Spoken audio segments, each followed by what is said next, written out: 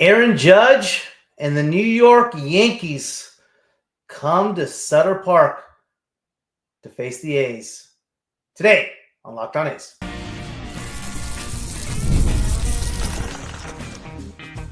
You are Locked On A's, your daily podcast on the Athletics, part of the Locked On Podcast Network.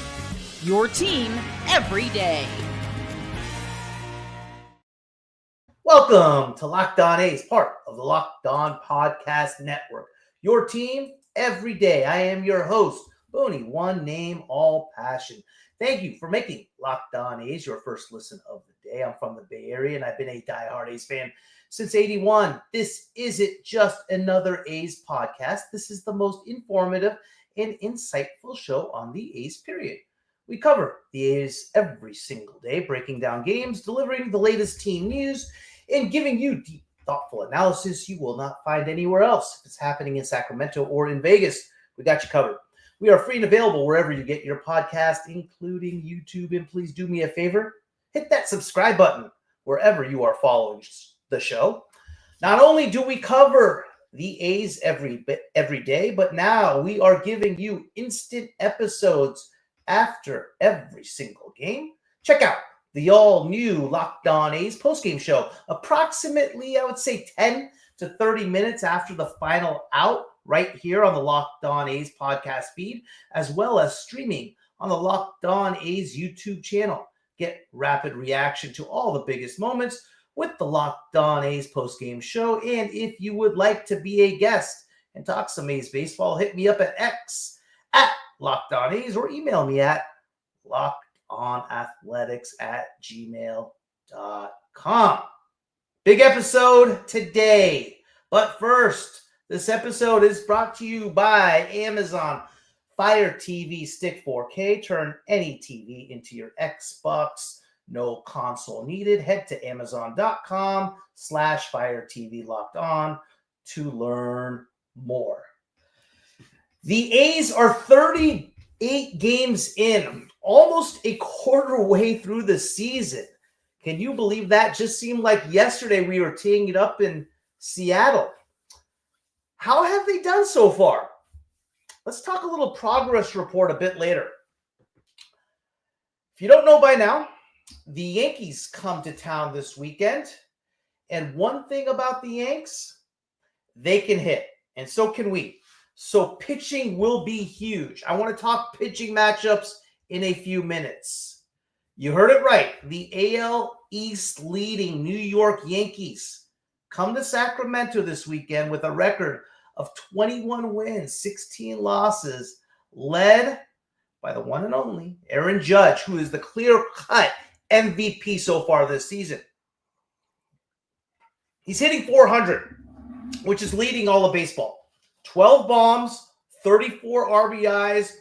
Yes, you guessed it. Both tied for the lead in baseball. 56 hits, a 1.241 OPS. Yes, both the best in baseball. The lineup you're going to see on Friday, you're going to see Ben Rice leading off at DH. Judge is going to be in the 2-hole. Austin Wells, who had some votes for Rookie of the Year last year, who's just finished just ahead of Mason Miller, is going to be catching and batting third. Paul Goldschmidt, former MVP, who was with the Diamondbacks when he got his MVP, or was he with the Cardinals? I believe he was with the Cardinals when he got his MVP. He's older now, but still contributing. One of the best right-handed hitters in baseball, no question. Another free agent signing, Cody Bellinger, who got off to a real slow start, has picked it up. Anthony Volpe's at short, batting sixth. Jason Dominguez, rookie sensation. Jason Dominguez is like their Jacob Wilson. Not necessarily in the way they play, but as far as one of the top prospects in all of baseball. Orlando Cabrera at second base, batting eighth, and Jorge Vivas batting ninth. Oh, Cabrera's at third base, excuse me. You may see Trent Grisham, another free agent pickup they got from the Padres, in there as well. They've been switching off a little bit on that. they've had some injuries. Jazz Chisholm is down, but they're still the Yanks, right? They lead all of baseball in home runs, 6th in batting average, 3rd in runs scored, 1st in OPS. They're disciplined at the plate, 4th in walks. And, they have been what you would expect them to be, right? They're hitting bombs. They score a lot of runs. Pitching staff, okay. That's their weakness. But the Yanks want to outscore you. They're going to outslug you, which is going to be an interesting matchup because that's what the A's want to do as well. They want to outslug you. And it's all being set up at Sutter Health Park, known as a launching pad. Should be really, really interesting. See what happens. Common opponents. They swept the Brewers opening weekend in New York. We lost 2 of 3 to Milwaukee in Milwaukee. And just their last series, they took 2 of 3 against the Padres in New York.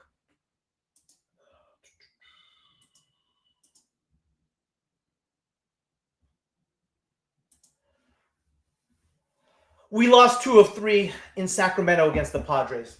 Yanks aren't playing the best of baseball as of late, right? 3-6. They got swept by the Orioles. They lost 2 of 3 to the Tampa Bay Rays, both on the road. And Tampa Bay was in New York, and they just won 2 of 3 against the Padres. So 3-6 in their last 9 games, but they are who they are, right? As Judge goes, they go. Former MVP, like I mentioned, Paul Goldschmidt is right there with him. You gotta contain that lineup. Bellinger, who got off to an awful start, is picking it up as of late. But the big thing with the Yankees and what you want to do with the Yankees is you got to get to their pitching. In order to beat the Yankees, you got to out-hit them. That's a key thing to the Yankees. You got to be able to out-hit the Yankees. And we're going to review the Yankees pitching and who's going to be pitching for the A's up next.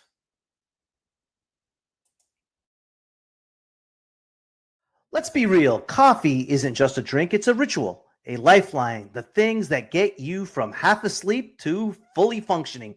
And if that's essential, why settle for anything less than amazing? That's where Trade Coffee comes in.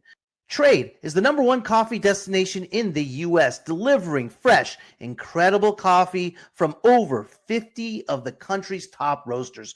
Whether you are a cold brew fan or a pour-over purist, they've got a roast you'll love. I took Trade's quiz. It only took a minute, and the first bag they sent me was spot on. The coffee was fresh, smelled amazing, and honestly, it ruined grocery store coffee for me in the best way. And if the first match isn't perfect, Trade will replace it for free until they get it just right. I love that their prices are comparable to grocery store brands, but the flavor is on a whole different level. Right now, Trade is exclusively offering our customers 50% off your 1-month trial at drinktrade.com/LockedOnMLB. That's TRADE.com/LockedOnMLB for 50% off your 1-month trial. drinktrade.com/LockedOnMLB. Did you know your Fire TV is also an Xbox? Turn any TV into your gaming and entertainment hub with Fire TV 4-stick devices. No console required. Just grab your paired controller, subscribe, or sign into Xbox Game Pass Ultimate with EA Play included, and you are ready to play. Dive into hundreds of premium titles from EA Sports College Football 2025 to Call of Duty Black Ops 6 and Avowed as easily as you stream your favorite shows. It's gaming made simple, and it's all on your Fire TV. Endless entertainment with 4K streaming. I can watch more than 1.5 million movies and TV episodes from your favorite subscribed services like Netflix, Prime Video, Disney Plus, Max, and more. Head to Amazon.com/Fire TV Locked On to get started. Xbox Game Pass Ultimate subscription and compatible controller required. Available on select devices, including Fire TV Stick 4K, 2nd Gen, Fire TV Stick 4K Max, 1st and 2nd Gen, and Fire TV Cube, 3rd Gen.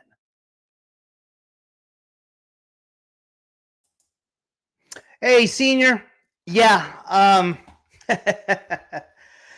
I kind of felt like that way. I felt like I was a little snake bitten, a little bit. Maybe I was the bad luck guy. That's for sure. Those were 2 brutal losses that I was at in both games. So you might be right. That might be it for me. But yeah, I did have a great time. Good news about this weekend in facing the Yanks is that we will not be facing their ace. Free agent signing Max Fried, who's 6-0 right now with a 1.05 ERA. Friday night will be Osvaldo Bido. Last time we saw Bido was on Saturday against the Marlins. He started the game when another brutal loss for the A's, when the A's lost to the Marlins and Mason Miller gave up the walk-off grand slam. Bido was a starter that game. I think he went like 5 innings, 4 runs, something like that, 3 runs. He's been okay this year. I'm a little concerned about Bido because he has been getting hit hard. And he's kind of gotten away with a lot of stuff. He has that same type of stuff that he's had where he's kind of gotten away with it. The Yankees aren't going to let him off the hook, especially in Sacramento. Especially when the weather is extremely hot, which we expect this weekend, he's going to get lit up. So we need the best of Osvaldo Bido. How about the Yanks? They are going with Will Warren, and you're asking the same thing I'm asking. Who is Will Warren? I'm going to tell you. Will Warren is the Yankees kind of like their next man up righty, 24-year-old whose name sounds like more of a Wall Street intern than a future MLB star. But look, don't let the name fool you guys. Warren brings a bag of tricks and a chip on his shoulder, and if you blink, he'll sneak 6 innings on you with a pitch mix that's all smoke and mirrors. He was drafted in the 8th round back in 2021 out of southeastern Louisiana, and he's steadily climbing the depth chart for the Yankees while flying pretty much under the radar. He's not a top 50 prospect. He's the kind of arm the Yankees keep turning to. Legit big league pieces, right? Think Clark Schmidt, but less hair product and more ground balls. How he tries to get you out.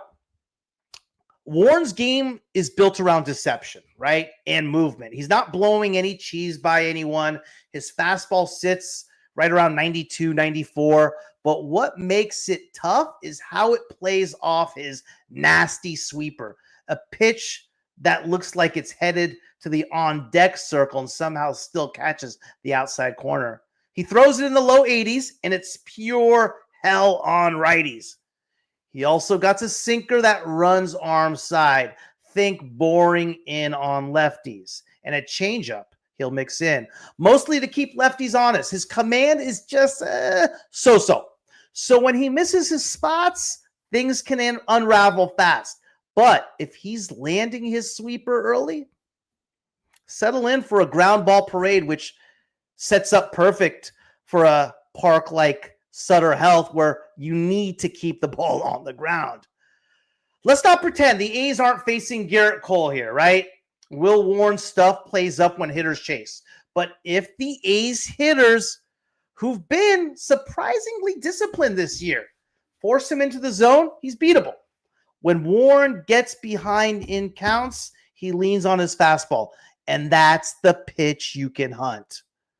Warren's sweeper hits up aggressive right-hand hitters. Brett Rooker, Shea Langoliers better bring a plan, or they'll spend the afternoon fishing for frisbees off the plate. And if Warren settles in and gets those kind of borderline calls, it could be a long day.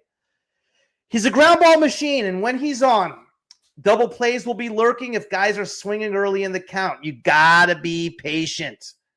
Here's a comp to help you visualize. Tanner Houck, Joe Musgrove had control problems and raised it in the Yankees analytics lab. You'll get Will Warren. He's a pitch design darling, not a power arm. Bottom line, Will Warren is the type of pitcher you can ruin with patience. Let him get ahead, and he'll carve you up with breaking stuff that dances like a snake in a basket. But make him pitch your game, deep counts, men on base, line drives instead of rollovers, and he is a rookie on the road. Hey, Daniel, how are you, buddy? Appreciate that, G-Dub. Yeah, I like that the Wilson Jeter type of parallel. I didn't see it before. I didn't see it in the offseason, but the more you watch Wilson play at the plate and the Jeter type of deal, I think the big thing that got me onto that was how good Wilson's been defensively. Wilson has been unreal defensively. He's made a couple errors, sure, but some of the highlight plays he's made has been unreal, and the kid just competes. He competes. So I appreciate you watching. Thank you for that, G-Dub. Back to Will Warren. They need to treat it like a chess match. Don't get baited. Sit fastball, right? Force the issue. This isn't a monster. It's a magician. And once you see behind the curtain, the illusion fades fast. Saturday is going to be the pitching matchup of the weekend, of the series. I mean, this is primetime TV if it was at Yankee Stadium, but since it's at Sutter Health, it won't be. Carlos Rodon and JP Sears. I feel JP Sears is our ace. I think he's our best pitcher. I think he's earned it. We saw him last on Sunday against the Marlins. He absolutely shoved. The guy, I believe, is at 32 strikeouts. He's walked only 6 guys. His command is impeccable. He's unreal right now.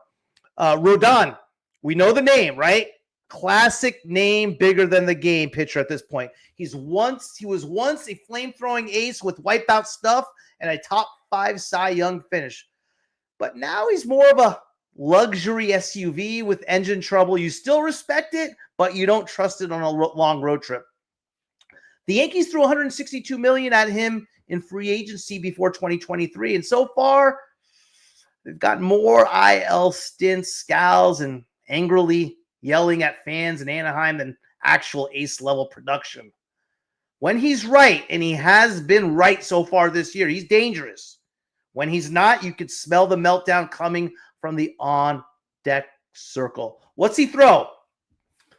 Rodon's arsenal is built around 2 main pitches, right? 4-seam fastball, 94, 96, but used to hit 98, 99 when he was with the White Sox and the Giants. It's still his bread and butter with solid rise in late life, especially up in the zone. Slider, mid-80s with sharp, late bite. It's a lefty's dream weapon, a whiff machine when located low and away. He'll occasionally mix in a curveball and a changeup, but they're more, show me pitches than real threats. How's Rodon try to get you out? Rodon is a classic high-risk, high-reward type of guy. He pounds fastballs at the top of the zone and dares you to beat him. If you chase the slider, it's game over. But if you lay off and make him work, the cracks start to show. This isn't 2021 Carlos Rodon anymore. His velocity is a tick down. His command comes and goes like a A's summer crowd. If he doesn't establish the fastball early, the slider hangs. And that's when he starts giving up loud contact. Rodon struggles when teams force him to get into long at-bats. His pitch count explodes because he's not efficient, right? He's trying to strike everybody out. If the A's bring the same approach they used against guys like Dylan Cease we saw earlier this year, or Detmers, spoiling tough pitches, laying off junk, they'll cook up short outings and feast on middle relief. Righties have been crushing him this year. Right-handed batters are slugging over 450 against him as of late April. That puts guys like Tyler Soderstrom, Rooker in the crosshairs to do some damage. Rodon's slider is a problem if you're aggressive. He thrives on swing and miss, especially early in counts. If the A's get pull happy, which they've been known to do, he'll rack up punch outs and cruise into the 6th inning with no stress. Also, he feeds off emotion. Big emotional type of pitcher, right? When he's locked in, you'll see the snarl, the strut, and the here it comes, hit it if you can attitude. The A's go quiet early, it feeds his confidence, and he's the kind of guy who gets stronger with swagger. He has electric stuff, man. He is that type of Cy Young type of guy. But he's either striking out 10 or giving up back-to-back tanks and yelling into his glove. There's not a lot of in between. Carlos Rodon is pitching well so far this year. He is dangerous. It's going to be the toughest pitcher we faced in this series by far. He's not dependable. He's the type of guy who can throw a 7-inning, 12K gem or get chased in the 3rd after walking 4 and giving up a tank to a number 9 hitter like Luis Urias. The A's hitters come in with discipline by the 5th. If they swing like it's beer league softball, Rodon will sniff it out and steamroll them. Either way, you're not just facing the pitcher, you're facing a volcano. I am too, RD. I'm excited. We got to have it, man. Hey, Seuss, happy Thursday to you, man. I would hope so. Yes, I agree. I don't know. I'm already done with my rant on that one, so you're a little late for that one, Jesus. That was yesterday. Game 3 of the series, right? It's going to be former Yankee Luis Severino versus Clark Schmidt. Clark Schmidt is what happens when you take a first-round pick, 16th overall in 2017. Let him marinate in the Yankees pitching lab and cross your fingers he turns into a mid-rotation starter. And guess what? He's finally getting there. Once a swingman who bounced between the bullpen and the rotation like yo-yo with an identity crisis, Schmidt has carved out a real spot in the Yankees rotation. He's no ace, but he's crafty, confident, and increasingly competent. Clark Schmidt is a pitch designer's dream, right? He throws 6 pitches, but only 3 really matter. Sweeper, low 80s. This is his bread and butter. He uses it heavily on righties. Big horizontal break. Lives off the edge. Hitters swing over it or watch it dot the black. Cutter, upper 80s. Great for jamming lefties. Tunnels well off his sinker and gives a different look than the sweeper. Sinker, used mostly to right-handers to induce weak contact and ground balls. He also throws a 4-seam fastball, curveball, and changeup, but those are more like seasoning than entree, if you want to put it that way. The 4-seamer gets hit hard when left up. He doesn't overpower you. He outthinks you. He lives off deception, location, and sequencing. He wants to get ahead early, expand late, and get you to roll over on something. He's always trying to get weak contact. He's also become pretty good at jamming lefties inside with the cutter and then finishing them off with a sinker off the plate. This dude lives in the edges. If the umps give him a few inches, strap in. It could be a frustrating afternoon, right? Schmidt is most vulnerable when pitchers' counts don't come easy. If the A's can spit on that first pitch sweeper and force them to 2-1, 3-1 counts, which they've been okay at lately, they can pounce on his fastball, which flattens out badly and gets tattooed when he's behind. Left-handed hitters are his kryptonite. His cutter is solid, but not enough to neutralize real threats. This is where like J.J. Bleday, Lawrence Butler, Tyler Soderstrom could be a problem for him. And let's be real, he gives up loud contact. When he misses his spot, it's not a bloop. It's 108 into the second deck, or for this matter, into the lawn area. Don't go up there hacking early, A's. That's what he wants. If you chase the sweeper, the outing's over before you blink. He thrives in chaos. He doesn't have elite stuff, but he's mentally tough. He doesn't fold with runners on. If you don't deliver the gut punch early, he settles in. We've seen this before. He's like a poor man's Sonny Gray for you A's fans that remember Sonny Gray. A poor man's Sonny Gray, an Arsenal guy who gets by with pitch sequencing, not power. He's annoying if he's locating, but beatable if you weigh him out. Clark Schmidt is pitching smarter this year than ever before, but he's not unhittable. He's a righty with a sweeper-first approach who relies on fooling you, not blowing you away. And if the A's show some patience and lean on their lefties, they can knock him out before the sixth. But if they chase a sweeper and swing early in the count, he'll get quick outs, short innings, and suddenly it's the seventh and you're down 3, wondering what the hell just happened. It's a huge, huge series for the A's. We need to bounce back, guys. We have to bounce back, need some wins, because after this series, we go on the road again to face the Dodgers and Giants. I spoke about this 19-game stretch when it started, how the A's are doing so far. We're going to do a progress report.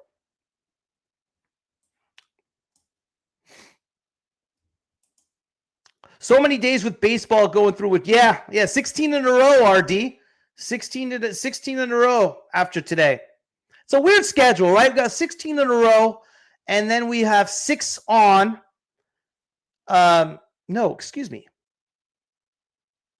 We have, what are we doing? It's a weird schedule. Yes, it is a weird. That's what I thought. So we got 16 in a row, a day off today. Then we go Friday, Saturday, Sunday against the Yankees, and then another day off on Monday. So nothing like spreading it out.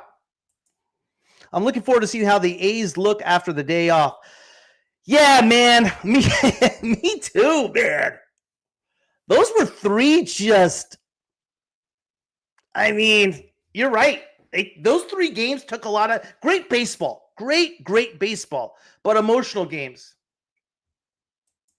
James Camperlane. I'm not sure who that is. Jesus, you got to help me out. 60-day IL, RD Moss. What is up with Jose Leclerc? Jose Leclerc is on the 60-day IL, which likely means he is 60-day IL. So at the earliest, if he comes back, we're probably not going to see him until August, if he comes back. That's my guess.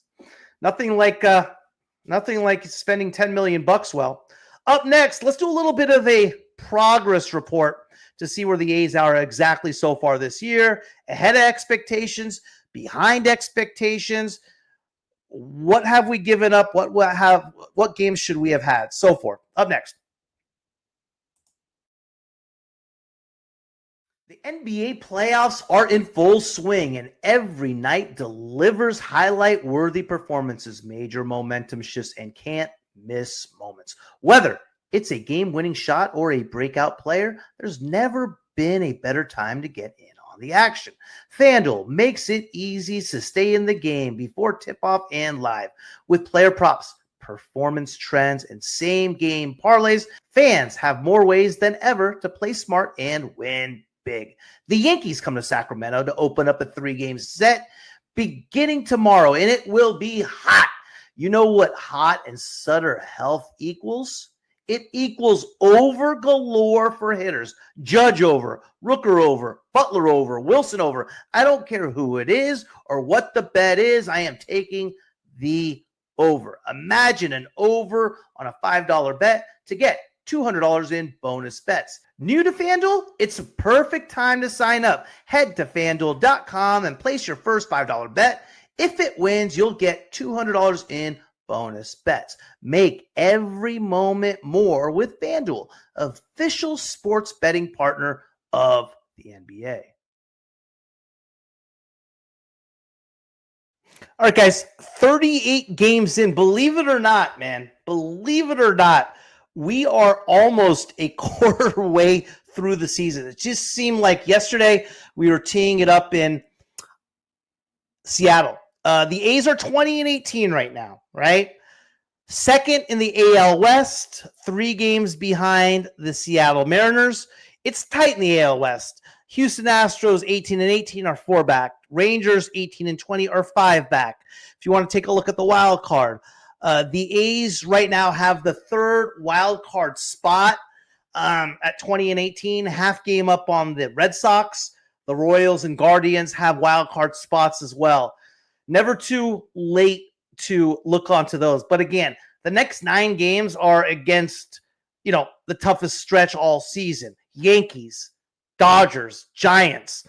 That's brutal. But let's take a look at exactly a little bit of a review of the season. Started off the season in Seattle. And when I think of Seattle, when I think of the opening day, I think of Randy Arozarena and Jose Leclerc giving up a bomb to Arozarena in the 8th and Jorge Polanco with another bomb to take the lead. We lose a game we had up 2-1 late in that game, lose 4-2. We take the next 2 games, then we lose game 4 in Seattle. Felt pretty good.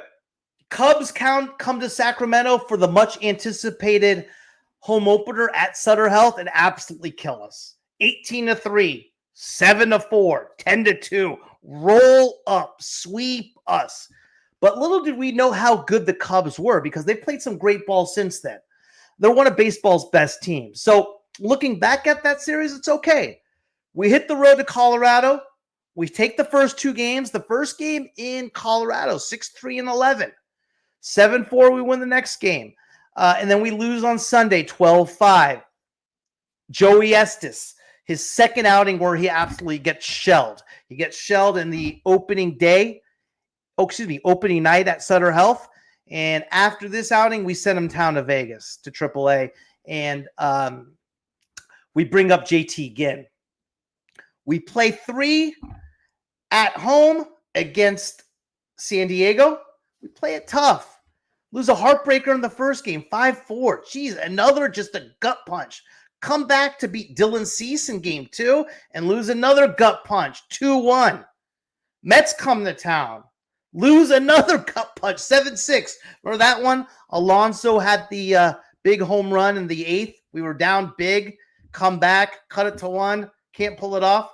JT Ginn makes his first start of the year on Saturday. Shoves. We win 3-1. And then we get blown out on Sunday 8-0.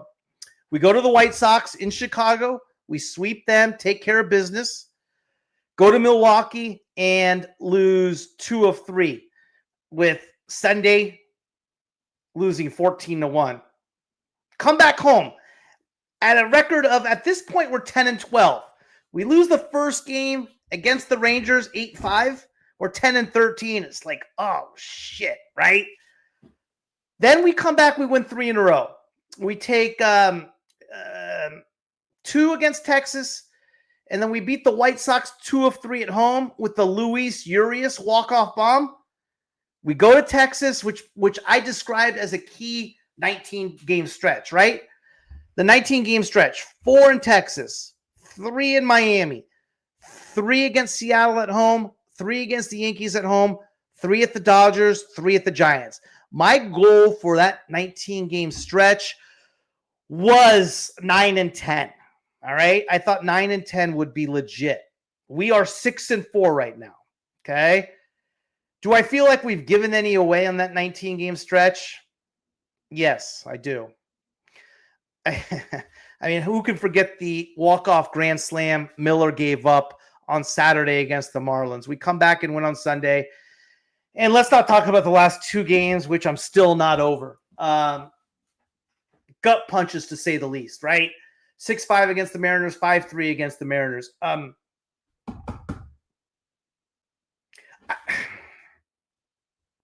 I know we feel like the public, when people look at the A's, they feel like we're way better. We're ahead of schedule, right? A lot of people refer to the 69 wins the team had last year, and obviously the previous seasons where we lost over 100. I don't know. You know, for me, it's obviously Jacob Wilson's been a big surprise. Soderstrom's been great. I know he hasn't hit the long ball as of late.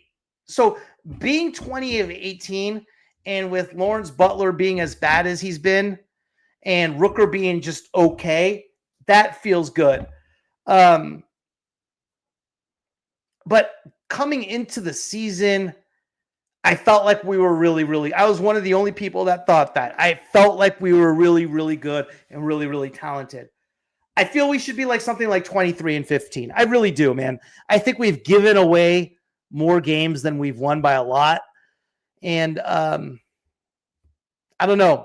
You know, the bullpen has been either like it's when you look at our team and you look at our bullpen, it's either really good or it's really bad.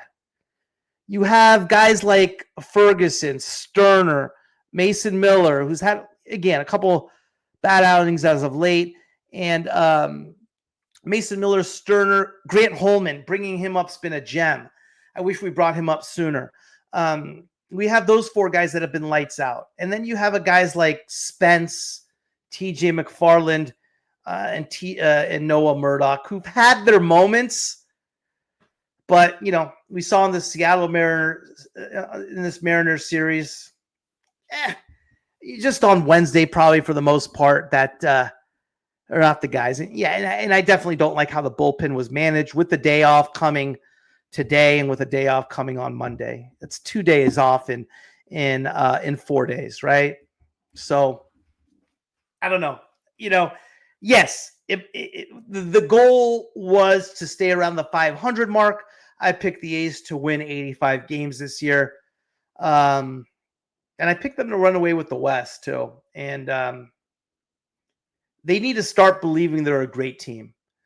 And we'll see. Kotze I like a lot. I don't know.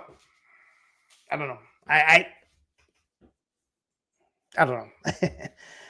It's been tough to really. I just don't like. I didn't like his press conference yesterday after the game. He didn't really talk about the bullpen. His message was basically, "Hey, we won 69 games last year.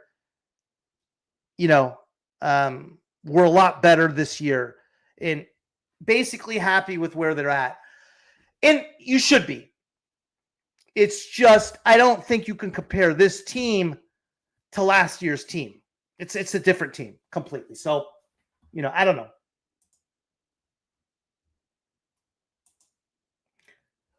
Yeah, woulda, coulda, shoulda. The A's could easily have 23 wins right now. Yeah, you know, and I hate being that woulda, coulda, shoulda guy.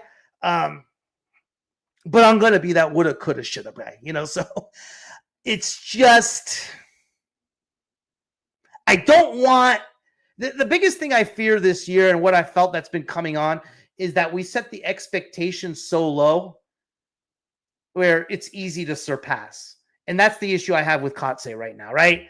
It's like almost like, hey, you know, if we go 81-81, wow, we've done a hell of a job. What an improvement.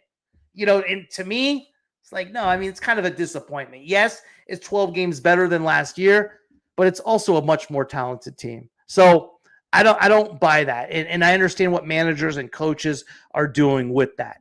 And that's what I'm concerned about. I don't want the expectation to be set so low where losing games against the Mariners, hey, they're the Mariners, they're in first place, where we're underselling ourselves. I think we're extremely talented. I think we're very, very good. And to be honest with you guys, I'll be honest with you.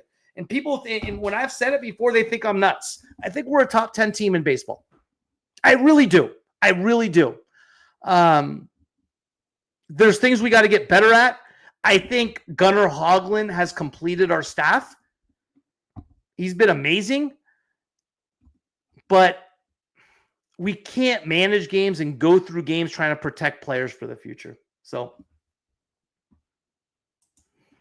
yeah, I mean, that's what I'm hoping too. You know, the whole thing is too, though, RD is like what they do is they want to set the expectations low. So, oh my God, you did a heck of a job. So this is a playoff team. And yeah.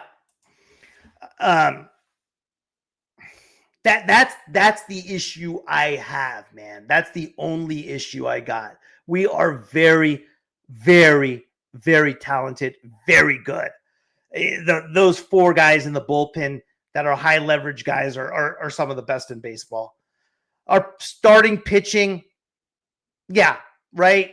I'm comfortable with Severino. I'm comfortable with Sears. I'm comfortable with Hoagland. When Ginn comes back, I'm comfortable with him. That 5th spot, yeah, that's who knows. I'm not worried about that. But what team doesn't have issues with their 5th spot? So, we'll see. We'll see. I don't want this team. Like I said, I think we're a top 10 team in baseball. I think we are a playoff team. And once guys like Lawrence Butler get going, and he will, the attention beyond this team has just been so negative. And, that doesn't help much things anyway. But we'll see how we respond this weekend. Huge series. Let's see how we respond. Let's see what type of team this really is. I'll be here post-game tomorrow night, guys. I hope to see you. And thanks for cruising by, fellas. Really appreciate you watching. Later. Thank you for making Locked On A's your first listen today. For your second listen, check out the all-new Locked On MLB Game Night. Every game, every night, all season long. Get local analysis on a national scale. Find MLB Game Night on Locked On MLB on YouTube or wherever you listen to your podcasts.